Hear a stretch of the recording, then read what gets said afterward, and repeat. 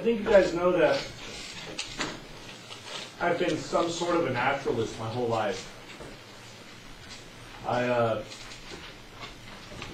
grandfather would babysit by kicking me out of the house and making me go outside.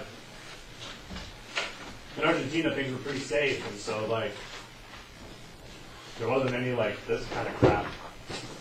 And couldn't watch TV or anything, so the only thing I could do for fun when I was a kid was just mess around outside. And, like, nobody ever drove on our street, we knew all our neighbors, and it was kind of a different universe than you're used to. So I would, like, collect lizards and bugs and spiders. My grandpa would come outside and do his gardening and stuff, and he could name all the birds and all the plants. And that was really inspiring for me. Now that I've known him better and I've caught on, he was probably making all that up. But whatever, it worked. By the time I was your age, I had bred like 4 or 5 species of birds. I worked at a pet store, science department. When I was a junior in high school, we had to evacuate my parents' house, and I couldn't fit any clothes or books in my car because I had like 30 snakes and a bunch of leopard geckos. The only time I got kicked out of the house was because my mom found a snake in her shoe in her closet. She was pissed. By the time I graduated high school, I'd been bitten by like 15 or 20 different snakes. I'd been stung by a scorpion that is like a truly deadly scorpion. I can't believe I survived. When I was in college, I was too busy to party because I was like breeding fish and raising orchids. Through college, I got 3 majors that were all basically some sort of a naturalist major. I worked at the Natural History Museum, the Botanic Garden, and the zoo. In college, I raised probably more than 100 species of fish, a few dozen other reptiles. I've been a professional aquarist, and I built aquariums for all sorts of people, and I set up all the aquariums at the Santa Barbara Zoo, and I was the keeper of reptiles and amphibians and insects and fish there. I've always been really into this stuff. I never remember your names, but I can name obscure cichlid species from Lake Victoria like nothing. Not to mention Lake Tanganyika and Lake Malawi. I love biodiversity. I always think about it. And extinction sometimes makes me really sad, and there's a lot of extinction in the air. So for me, today's topic is just a really neat, like, one of the things that brings me to environmental science and to science as a whole. Before we start, I want to show you something interesting. When I ask you to raise your hand, I want you to raise your hand like really high. How many of you, raise your hand, if you picked an endangered plant? Raise it really high. 1 out of 30 equals roughly 3% of the class. Now, how many picked an insect or invertebrate of some sort? If you're not good at math, that's 0%. What about amphibians? 7%. Fish? 10%. Reptiles? 7%. Birds? 7%. Oh, 10. Now watch. Mammals. Look around, look around.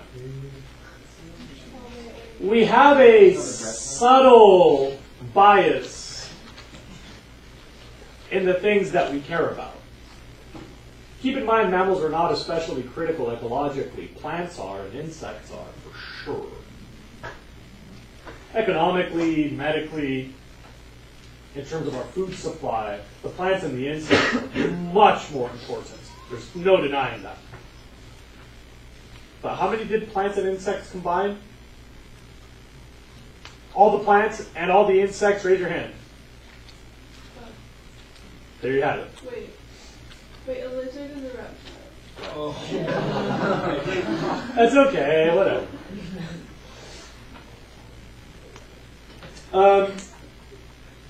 We have an obvious bias to mammals. They lactate like us. They have eyelashes like us. They give live birth like we do. So do some rattlesnakes, by the way, but whatever. Mammals are not especially endangered. About a quarter of mammal species are listed, but most life on the planet is not mammalian, so that's not such a big whoop.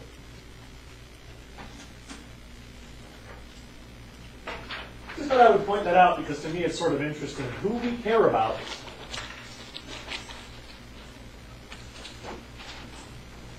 So the first thing that you'll need to know is why things go extinct. And you'll need to know a lot of information. Get ready, you might want to stretch those wrists. I've got mucho information.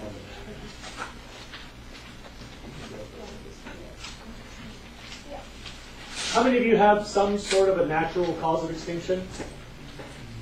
Anybody have a species that was endangered for like natural causes? You? What species? The Galapagos sea lion? They're what, outcompeted by something else? Or? Okay. Yeah, it's the same with the Galapagos penguin. Okay. Yeah, two species that have a small population already. They are at a genetic risk already, so they're especially susceptible. Remember that, because we're going to come back to that. But you know, natural selection happens especially to the fragile ones, like genetically fragile ones.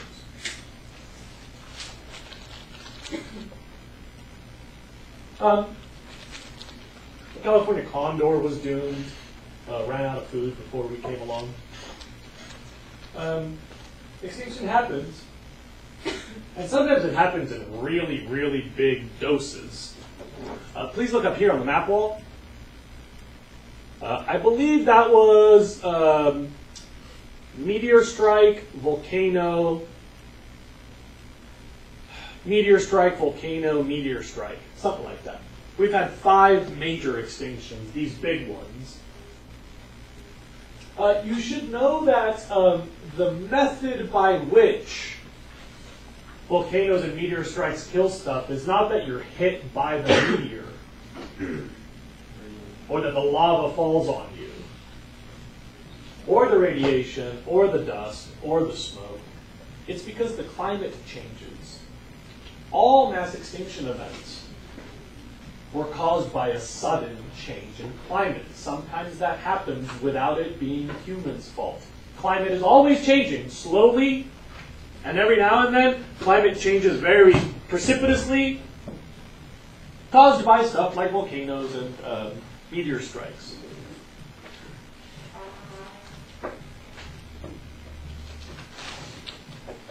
We call this the background rate, or the base level extinction rate.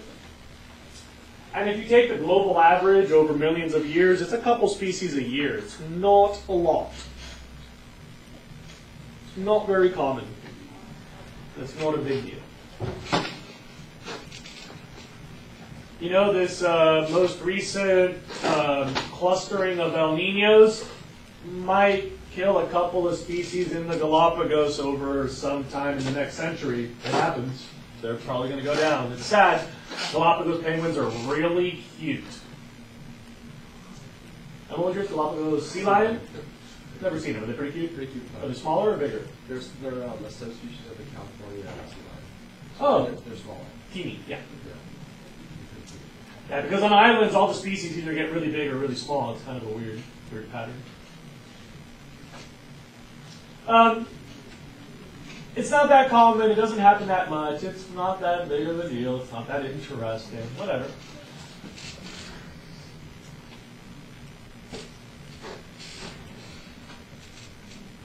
But then comes us, the humans. And I'm sure you've heard already that we kill stuff all sorts of different ways. Humans cause extinctions, lead poisoning and smog, acid rain, all this other stuff you've heard about. But I did not pick your species. I would not have given you that many mammals if I picked your species. You picked your species. You found them. You just used the website, and I told you where to look, but you all picked them on your own, so I didn't make this pattern. Don't blame it on me. But watch this. I know what killed almost all of yours. I can explain almost every one of your endangered species. It's kind of wacky, but I already know. Please raise your hand really, really, really high if your species is endangered, primarily or secondarily by habitat loss, fragmentation, or degradation. Really, really high, please, so that everybody in the class can see, and now look around. All but what? 4 students. The Galapagos people. What? The Galapagos. Yeah, right, except for those 2 that were endangered naturally by El Nino. Sometimes they just happen, but if they don't just happen, it's us. About 90% of you, 83%, raised your hand because of some habitat problem. Humans are like a plague on the earth. I mean, we're beautiful, and we make music, and we make spectacular art, and beautiful buildings, and I'm in love with a human. I've even made a couple of humans. So it's not, I mean, supposedly. So it's not like, but they're blonde, I don't know.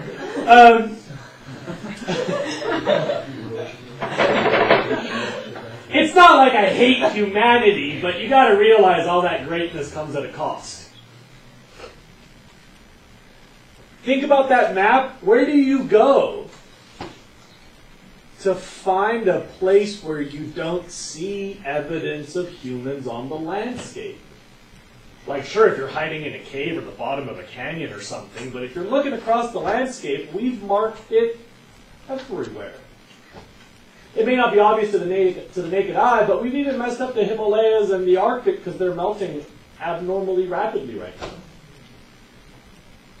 There's no place you can go to get away from the mark of man. Maybe like the steppes of Mongolia, but you're in Mongolia. And even there, airplanes fly over, and even their ecosystems are changing. You just can't see it with your naked eye all the time, but all the Earth's habitat has been transformed by humans.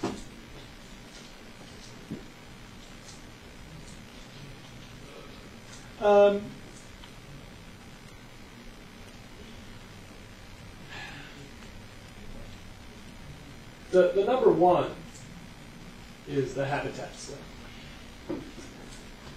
If it's not the farms, it's the mines, and if it's not the mines, it's the railroads, and if it's not the railroads, it's the freeways, and if it's not the freeways, it's the harbors, or the docks, or the pollution, or the dumps, or the cities, or the logging, or the burning, or the ranching. But what's left? Like, there is really no habitat that we haven't found a way to take advantage of, which is fine. We're smart and we're ingenious and we care about each other and provide for each other, and that's all good. But in doing this, we have sort of taken it from someone.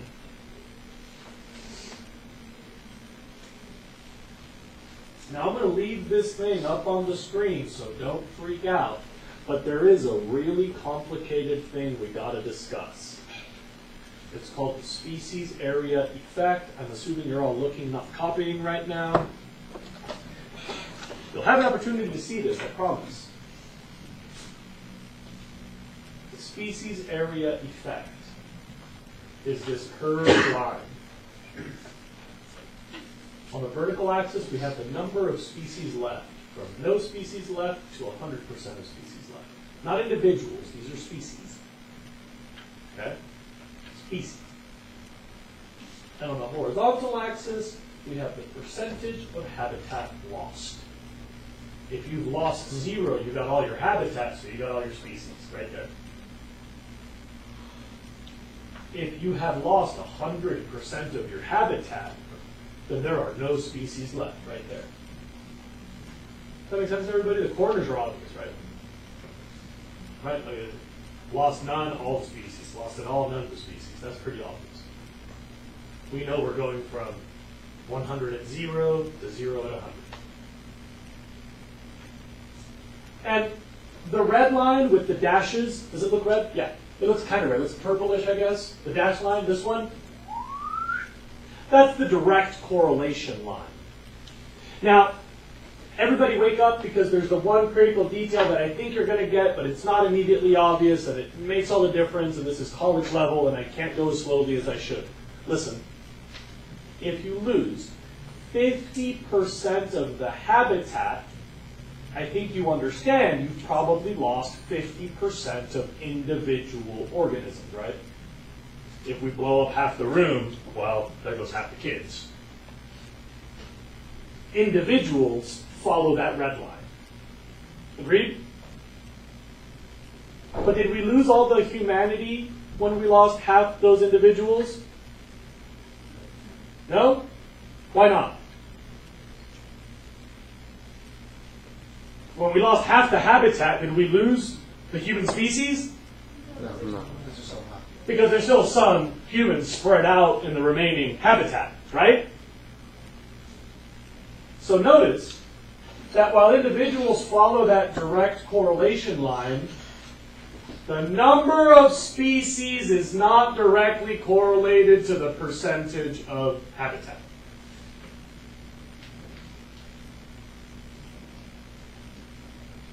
Look, I'm guessing that you guys can name a few species in the ocean, so be really quiet and think for 10 seconds about a couple of species you can name in our local kelp forest.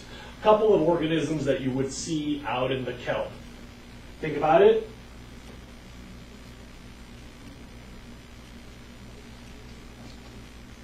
Now, what sort of stuff would you see in the kelp? Garibaldi, what else? Harbor seal, sea urchin, calico bass, white sea bass, crabs, lobsters, California sea lion, whatever that is, rockfish. Yes, more lobsters, urchins, perch. Are we done?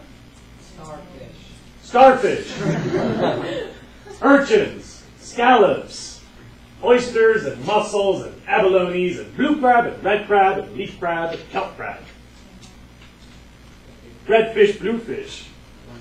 One fish, two fish. We know that there's a whole bunch of stuff in the kelp. Now watch this example. If we have 10 different kelp pads in all of Santa Barbara's ocean, and we lose half of the kelp pads, we've lost half the starfish and half the urchins and half the sea lions and half the kelp and half the lobster and half the whatever, right? Individuals follow the direct correlation. But did we lose all the species? Because what happens? Most of them are probably still over here, right? If it just so happened that all the sea lions were over here, maybe we lose a species. It's possible, right? Theoretically, it could happen that all the white sea bass were in the sunnier kelp and we lost the sunnier kelp, so theoretically you could lose one or two species, right? But look at the shape of the curve. When you've lost 50% of the habitat, you still have almost all of your species. When you lose the first 10% of habitat, you probably have all your species. Maybe you lose one or two. But now look at the opposite end, over here. When you're down to your last little sliver of habitat, that's a big deal because that's the final reservoir of biodiversity. When you're down to that last kelp pad, you can't spare that last one. You can give up the first one, no problem, but you can't give up the last one. You understand why? That's where all the species are. It's the final reservoir of diversity. And so you'll notice that habitat's biodiversity value is relative to the habitat's scarcity. That might be worth writing down. And if you didn't catch it, you can see it on the internet later, but the biodiversity value of a habitat depends on the scarcity of that habitat. When there's 9,000 acres of kelp, you could take one, who cares?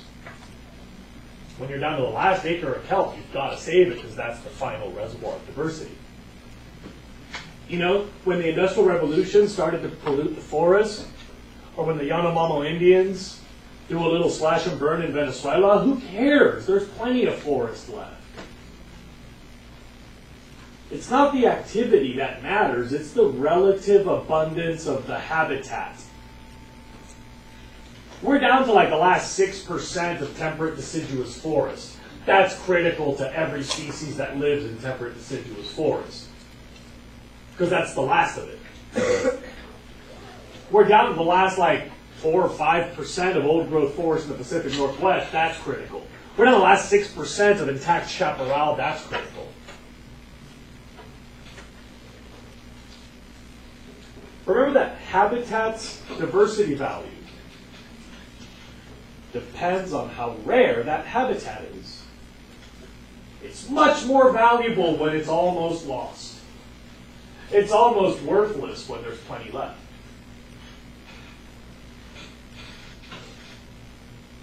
It's called the species area effect. And the reason that habitat is becoming the #1 reason you raise your hand is because so many of the habitats where we go, we've been going for a long time, really hard. And so we're just down to that last little sliver now. That's the scary part, the big problem. You guys like that explanation? That was pretty good. I kind of nailed it. I've been trying to do that all day. You're lucky to be fourth period. I've digested my breakfast, metabolized the coffee, fumbled it in first, second, and third. So there are other reasons. Invasive species. Anybody got invasive species? 1, 2, 3. Anybody suffering from pollution? 1, 2, 3. Your parents' generation was freaked out about pollution. When my dad finds me stuff about environmental science, it's like, oh yeah, smog, thanks, Dad. Pollution was a big deal, BITD. But not anymore. Back end of it. You know, here's LOL. I don't know why. I talked to a grown-up who just learned what LOL means. It was rad. It's not like I've known it forever. The other P is for poaching, which is illegal hunting. Anybody here have a species threatened by illegal hunting? Is it a mammal that we use for its fur to make rugs and jackets? Yeah. Yes? Yes? No? Yes? No. Yes? No. No. So at least half of your poaching is for jackets and rugs. We'll come back to that. Because God forbid you make a good jacket or a rug. You're doomed. And then there's over-harvesting. Now that's somewhere between legal or unregulated, like the pet trade, like crazy overfishing, like bycatch or industrial usage. How many of you have an over-harvest of some sort? That's pretty common. There's a special type of food, by the way. You should know that this is a rising concern today. The number of species threatened by bushmeat is exploding. Anybody know what bushmeat is?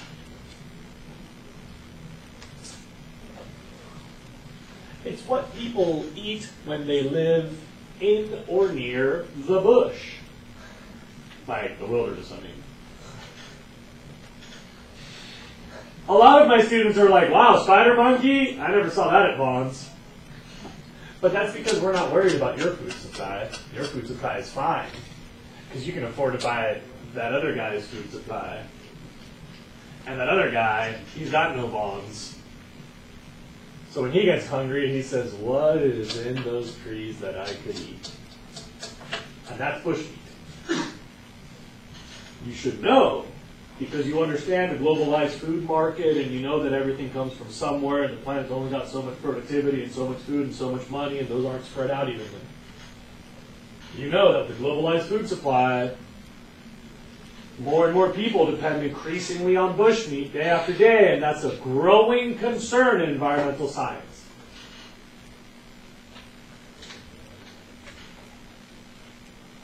Now, this is current, and notice the beautiful irony. I couldn't have set this up better if I had tried. Habitat invasive pollution poaching oilspills. Hippo, which is doubly ironic because the hippo is itself endangered. So the causes of endangerment are an endangered acronym. But when your grandkids take this class, it's just going to say, climate change. Right there. In the future, it's all going to be climate change. Anybody know the first species to be officially listed as endangered due to climate change? Polar bears. You might have heard it was like a really politically sticky situation a few years ago because the president at the time did not, quote unquote, believe in science and denied the possibility of man-made climate change, but his own EPA was forced to list a species endangered by that fictional boogeyman unicorn of climate change. And so politically that was a really sticky subject, and I revel in the irony, but I don't take any pleasure in the polar bear being endangered.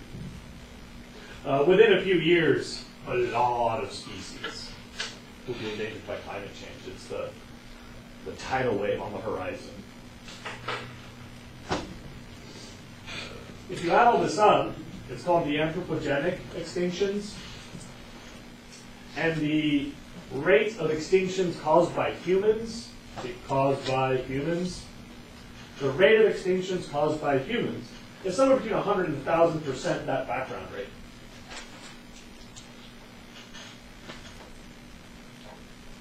Can you explain those numbers? Like 1,000% of species that have... 1,000 times. Okay. So somewhere between 200 and 2,000 a year are dying because of humanity. It's really hard to get that right, dude. Remember that extinction and extinction rates are a glacial process, and we have to talk about a long-term trend based on a couple decades of data. So it's really hard. It's possible that we're off by another zero. So that's the number of species. It's probably not 10 times, but I guess it's theoretically possible that it's 10,000 times. I don't mean to be wishy-washy about teaching you science. You have to realize that this is one of the limitations of science, that the planet's really big, and we have just a couple of scientists, it's a limited pool of data, and we're looking at a little tiny snapshot of time in a process that is, unfortunately, far beyond the entire experience of human knowledge, and so it's really hard to be accurate. And we even have a name. Because we know we're living in the 6th mass extinction, so please look up at the map wall. I think it's meteor, volcano, meteor, volcano, meteor, and then it's humans.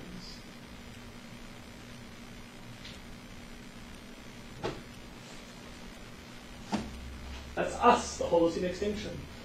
Give or take half of the species alive in the year 2000 will be gone by the year 2100. It's not individuals, it's the whole species now.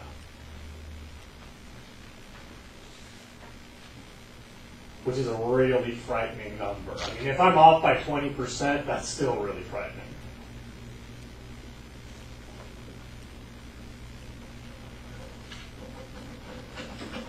You know that the meteor that killed off the dinosaurs, probably a couple dinosaurs got hit by the meteor, but I doubt it. You know, like that meteor was not that big of a deal. It made a bunch of steam and a bunch of dust. And the dinosaurs were like, whew. They started to get a little bit dimmer. And then over the couple of centuries, they got a little bit hungrier because plants grew a little more slowly. And it took thousands of years for the dinosaurs to go extinct. I mean, many thousands of years. Rapid climate change is, you know, like over 1,000 years. Like, that's still rapid. But this is like, century. Totally unprecedented. 3D scary. Yeah, but It said, when I was looking up my animal, it said that inbreeding is a huge problem with usually endangered species because they only have, like, they can only make other family members that are still alive. Like, if there are any, and then it causes, like, genetic. number 6. That, what was that? You think I'm going there? Oh, okay. Yeah, inbreeding is a really big risk. When your population is really big, it doesn't matter because you cannot, by definition, inbreed. Yeah. Once other things start to drive you down to a smaller number, like these sea lions and penguins, now they're on the brink already. With a small gene pool to choose from, they ain't got the right tools to survive. And so, low population size is what happens after a bunch of other risk factors, and now you're left with a new problem, which is the genetic risk of insignificant diversity. Yeah. Insufficient diversity to weather changes. And if there was 1 trillion sea lions and 1 trillion penguins, I'll bet you they'd be fun. Right. So, my hunch is, most of you have a species larger than a house cat. Raise your hand if your species is larger than a house cat. See? That counts as big, given the average organism on this planet. And, you know, bigger stuff, this is a key issue, bigger stuff needs larger habitat or lots of productivity. Bigger stuff reproduces slowly and probably makes few offspring, like you and me and elephants. There's a long span between generations, and that long, long life is a long, long time for something to go wrong.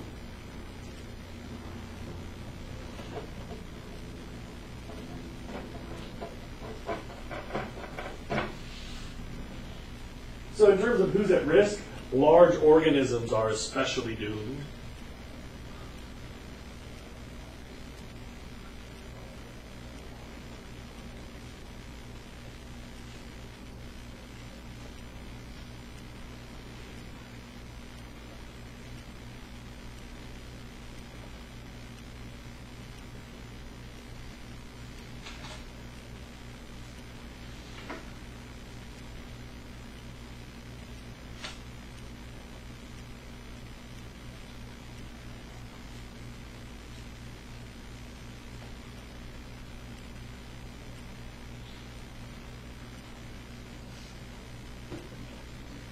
It also sucks if you're useful to humans. Like if we can make chess pieces out of your teeth, or throw rugs and blankets out of your fur, or stupid trinkets out of your horns. I mean, if we can eat it, it's probably been eaten.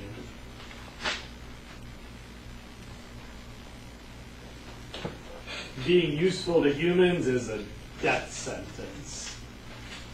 Can anybody name that one really useful organism that we haven't used up yet? That's my point. We are resourceful, we are intelligent, we make tools, and we communicate. Equals, we win! They lose. You know who's not useful to humans?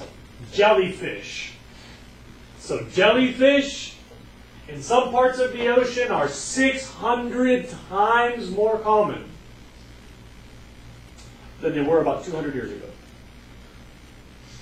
They're all swimming with each other like, hey, you notice there's no fish around? Let's party.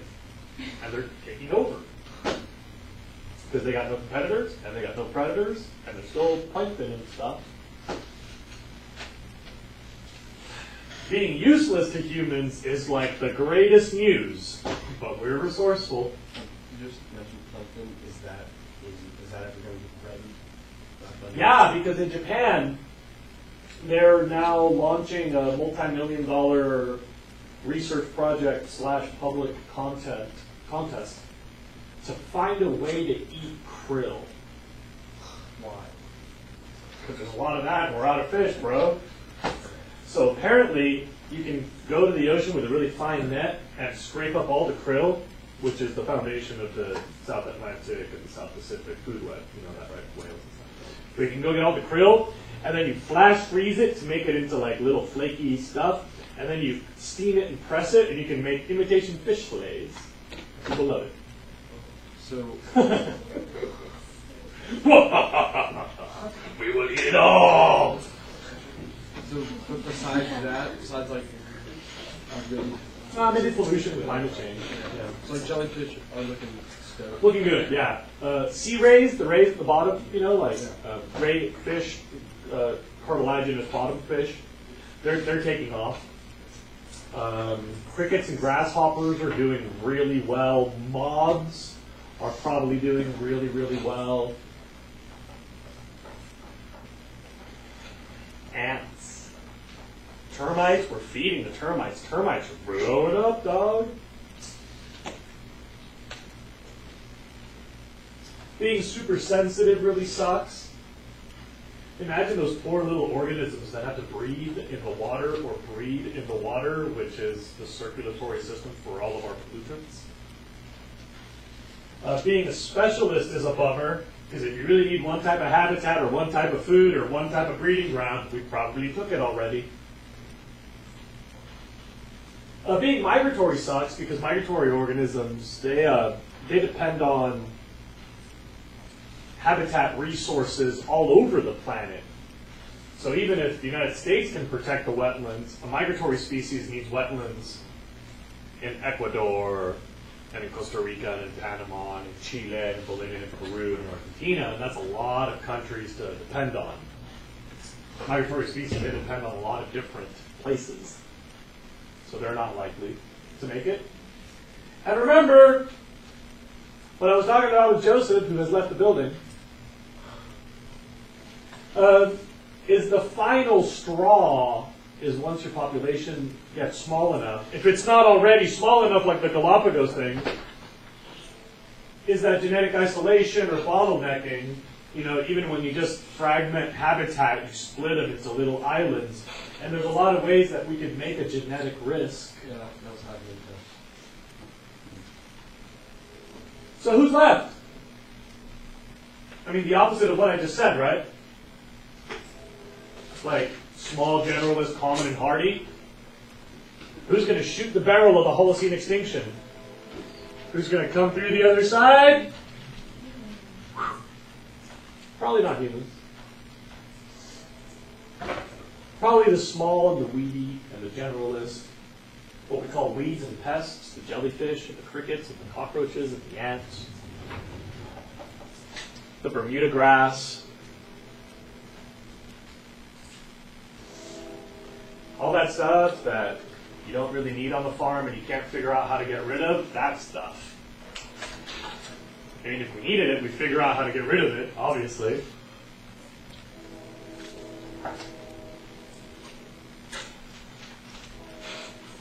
You see, this is my love-hate thing with humanity.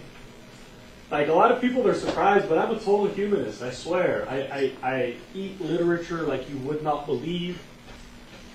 I consume music, and cinema. I'm a fan of the arts. I go to museums.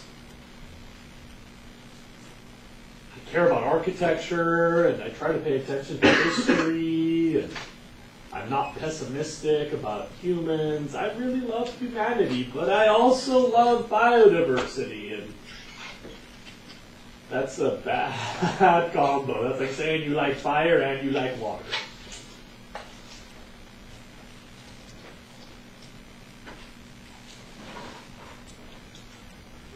There are a few things that have made it for a long, long time. We call them relics. Like the stuff that was around way back here that's still around now, like roly-polies and the nautilus, centipedes and scorpions, sharks and crocodiles and alligators and horseshoe crabs and dragonflies. Some of those have been around for like 3, 4, 500 million years, give or take. So unless we can find a way to use them, they'll be fine. They're generalists who evolved from generalists who evolved from generalists. So they have made it through all those changes. Every time there's a period of change, they make it, no problem. They're like, yo, bro, I'm flexible. I'm a crocodile. Yeah. More crocodiles endangered because their use of skin. Yeah, I mean, right now the sharks are going down too. So they are relics still, but they won't make it very long as we find a way to use them. You know, for the centipedes and the jellyfish and everything else, if we can find a way to use them, we will.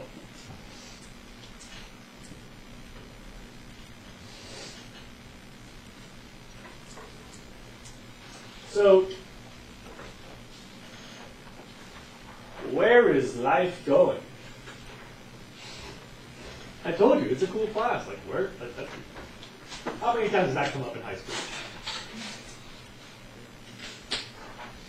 Well, in the beginning,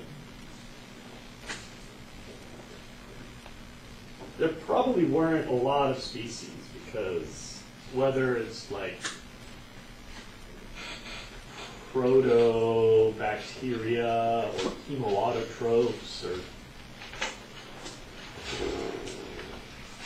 the organelles that ate the organelles, or maybe you want to talk about amoebas or space rocks or pop rocks, whatever. There wasn't a lot of stuff. But you already know something, that in periods of stability, competition is a problem for everyone. Whoever you compete with is losing, and so are you, because you're wasting your energy competing. And you know that in periods of stability, those who compete the least have the most babies, and so species just plain split because competition among the ones that are most similar lowers their reproductive success. Evolution has no direction, it's just that the ones who compete the most lose. And so species split. We talked about this, right? In a period of stability, competition will favor the most dissimilar individuals, generation after generation after generation, and start to go beep, and they tend to become different species over time. So in the beginning, that one first species tends to split like that. And we know,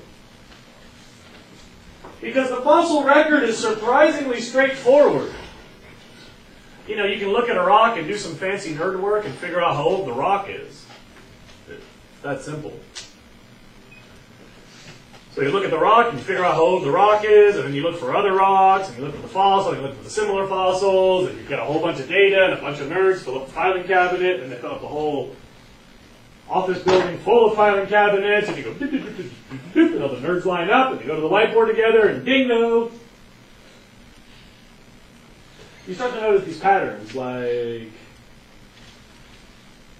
when new ideas come along and a new niche is opened up, like moving on to land,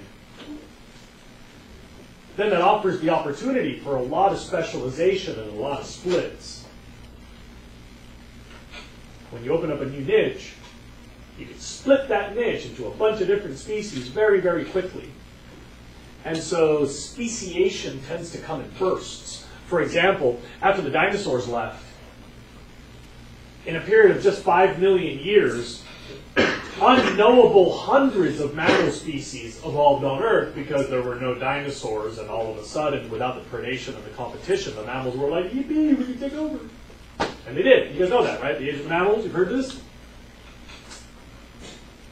And those species will pretty much stay on the scene until, meteor strikes or volcano goes off and climate changes way too quickly for the species to adapt. But look,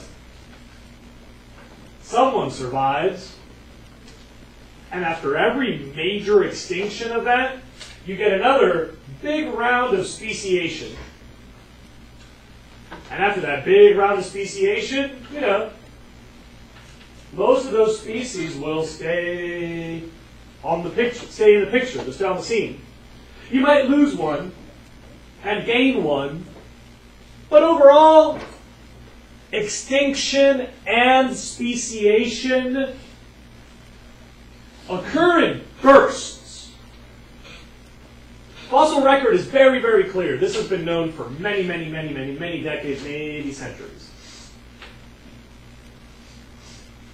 This is not new data. This is not a highly theoretical computer modeling. This is like, okay, we got all this data though. Explanation is boop. That you get what are called punctuated equilibria. Punctuation, like exclamation marks and periods, and equilibrium, like a whole bunch of species that are going to kick back until punctuation, and then a whole bunch of speciation, and then back to kicking back for hundreds of millions of years until, whoop, exclamation mark, and then, whoop, bunch of new species. Punctuated equilibrium is this pattern of mass extinctions, followed by mass speciation, followed by boring. There's this like really clean pattern. Anybody here a dinosaur nerd? Were any of you like really into dinosaurs when you were? You guys might remember that there were like the early dinosaurs, and then like 15 million years later there was the really big dinosaurs, and then like 30 million years later there was like the really diverse and complex, all over the place dinosaurs. And then they're kind of on the scene for a long time. Those breaks were major speciation events. A mass extinction that opened up the scene for the dinosaurs, a big change in climate that allowed for a new type of dinosaurs, a mass extinction event that opened up the scene for the more complex dinosaurs, and a mass extinction that opened up the scene for the mammals. So what's left? Part of me feels really sad because of all those lizards and fish and birds I know, and my kids will not know them. To me, that's totally tragic. For me, environmental science is just about my boy and my girl. That's it. Not about you. And so for me, environmental science is like, oh, dang it, my son and my daughter won't get to see the birds of paradise. They're gone. Or the cichlids of Lake Victoria, they're probably not going to make it. With 50% of all of today's species gone by the year 2100, I feel really sad because my kids could really live to 2100. They would probably see that new planet with half the diversity that I saw when I was a kid. That truly is tragic, and it really bums me out, and I think that that's our target in environmental science. But there's another way to look at this. Everything that is born must die. Our lifetimes are a blip in the geological time scale. Humanity might last a couple hundred more, but it cannot last too many thousands of years longer. I mean, you guys realize that, right? Like, we could pull it off for you guys. We could pull it off for your kids, maybe your grandkids. Maybe your great-grandkids, I don't know. Doubt it. But at some point, the humans will be gone, and so will all that other stuff. But remember, someone's going to shoot the gap. Someone will come out of that barrel. The jellyfish and the cockroaches. And what's that planet going to be like? If somebody could freeze me and bring me back in 70 million years, like, I wish I could see that. Because we don't have to save life. Life with a capital L is A-O-K. And you don't have to save the planet. The planet is fine. It's a dumb rock covered in water and gases spinning around in the solar system. Don't worry. You can't save it because you can't hurt it. This extinction thing is a really interesting question. In the long term, it doesn't matter because nothing lasts forever. But then in the short term, what are we fighting for? We're fighting to keep the really cool stuff around, to show our sons and our daughters. I get really sad, and then I just change my focus, and I look out into 100 million years, and I go, oh, never mind, it's all good. And then my kids come up, and I'm like, oh, dang, sorry, little dudes. And I can't explain to them about 100 million years from now. They're like not ready for the class yet. They're 6 and 3.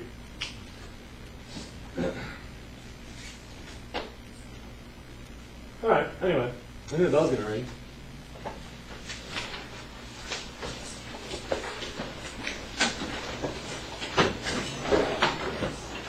Hey, you want to press the camera button for me? Jose, Yeah, bro. do you record all your